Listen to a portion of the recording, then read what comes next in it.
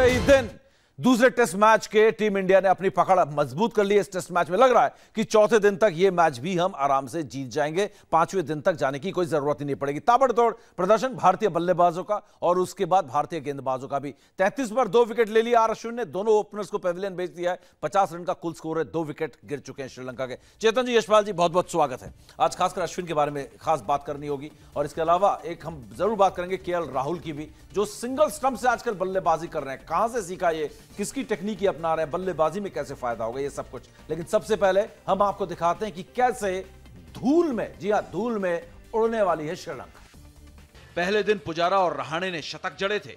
दूसरे दिन अश्विन, साहा और रविंद्र जडेजा ने अर्धशतक। भारत ने पहली पारी 9 विकेट पर 622 रन पर घोषित की। पिछले दिसंबर से भारत ने छठी बार 600 रन का स्कोर बनाया। इस दौरान सिर्फ एक ही टीम 600 रन का स्कोर बना सकी। पहली पारी में श्रीलंका 2 विकेट महज 33 रन पर गंवा बैठी। जी हां, पहले दिन यह पिच बिल्कुल बेजान थी, बल्लेबाजी के लिए बहुत ही बेहतरीन, लेकिन पहले दिन के आखिर तक धूल उड़ने लगी और दूसरे दिन के आखिर तक टीम ही धूल में उड़ने लगी। चेतन जी, जिस अंदाज में गेंदबाजी हुई है, जितना बड़ा पहाड़ सा स्कोर आपने बनाया, 622 रन 9 विकेट के नुकसान पर, कई सारे अर्धशतक, दो लोगों ने शतक बल्लेबाजों ने बनाया। और उसके बाद इस वक्त सबसे पहले पकड़ की बात करूंगा। दूसरे दिन दूसरे टेस्ट मैच में जो टीम इंडिया ने पकड़ पीछे छोड़ दिया आर अश्विन ने, शानदार गेंदबाजी और जिस तरीके का मानसिक ताकत, मेंटल स्ट्रेंथ, देखते हैं कि कैसे केएल राहुल स्टंप्स के साथ अपने बल्लेबाजी को निखारने की कोशिश कर रहे हैं।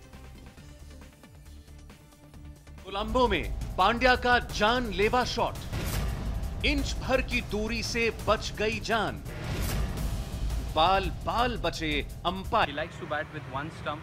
The intention behind that is that if you can lay stump on the ball with such a thin margin, there's more chance and there's every chance of the ball hitting the middle of the bat when he goes out there in the middle because the bat has a broader base.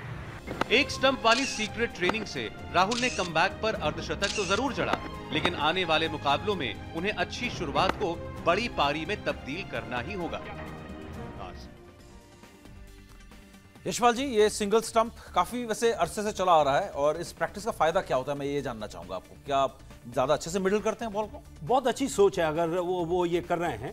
देखिए, जो हमें समझाया गया था, जो ये बहुत पुरानी प्रथा है, जैसे आपने कहा, क्योंकि बहुत सारे लोग, 2 दिग्गज तो मुझे याद है, राहुल द्रविड़ और सचिन तेंदुलकर, वो भी करियर में उन्होंने भी कई बार स्टंप से किया और विराट कोहली भी अपने शुरुआती में किया। लेकिन इसका फायदा क्या है, वो ये है कि जितनी गेंदें आपके स्टंप्स पर लगेगी उतना आपका विश्वास जागेगा, क्योंकि जितनी बॉल आप बीट होंगे उतना आपका विश्वास गिरेगा। तो वो कोशिश कर रहे हैं कि स्टंप्स पे ज्यादा बॉलें लगे ताकि वो बल्ले से उनको और फायदा हो जाए। तो ये फायदा होता है कि जितनी वो कोशिश कर रहे हैं, देखिए जितनी भी आपने वो फुटेज दिखाई है उसमें ज्यादातर उन्होंने स्टंप पर गेंद लगाई है, तो वो विश्वास जगाने के लिए कि मेरे बल्ले के बीचों बीच बॉल लगना चाहिए, किनारे पे नहीं लगना चाहिए। तो यही एक अच्छी बात, अच्छी सोच है मेरे हिसाब से। अगर मैं गेंदबाज के नजरिए से बात करूं ना समीप, दिन अच्छे हैं ना तो स्टंप पे भी लग जाएगी, दिन अच्छा नहीं है ना तो इतना बड़ा इससे डबल बैट भी कर लोगे तब भी बल्लेबाज बीट हो जाएगा। तो हम तो गेंदबाजी जब करते थे ये सोच के अच्छे करते थे, हमारा दिन होना चाहिए, बल्लेबाज का दिन नहीं होना चाहिए। तो दिन की बात है बेसिकली। लेकिन बात वही है, जैसे जिम्नास्टिक्स में कहते हैं ना, वो एलिमेंट ऑफ डिफिकल्टी बढ़ाते हैं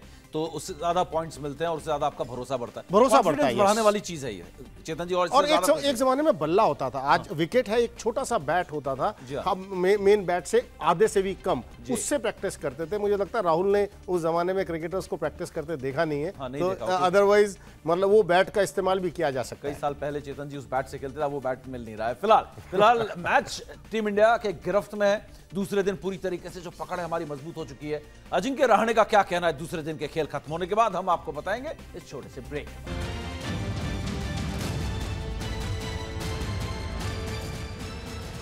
चलिए, दूसरे टेस्ट मैच का तीसरा दिन है और अजिंक्य रहाणे ने मैच के बाद जो कहा, वो ये कहा कि कुछ एक आध गेंद ऐसी हैं जो कहां घूम रही है, क्या कर रही है, कुछ नहीं पता चल रहा है। चेतन जी, हम इसके लिए तैयार थे और हमने पलटवार कर दिया और हमारा फुटवर्क जो था लाजवाब था। और शायद यशपाल जी, फिलहाल बात हम इस बारे में कल करेंगे, ऐसा फुटवर्क हमारे बल्लेबाजों जैसा श्रीलंकाई बल्लेबाजों के पास नहीं है जो हमारे स्पिनर को झेल जाए। फिलहाल बहुत बहुत शुक्रिया यशपाल जी, चेतन जी।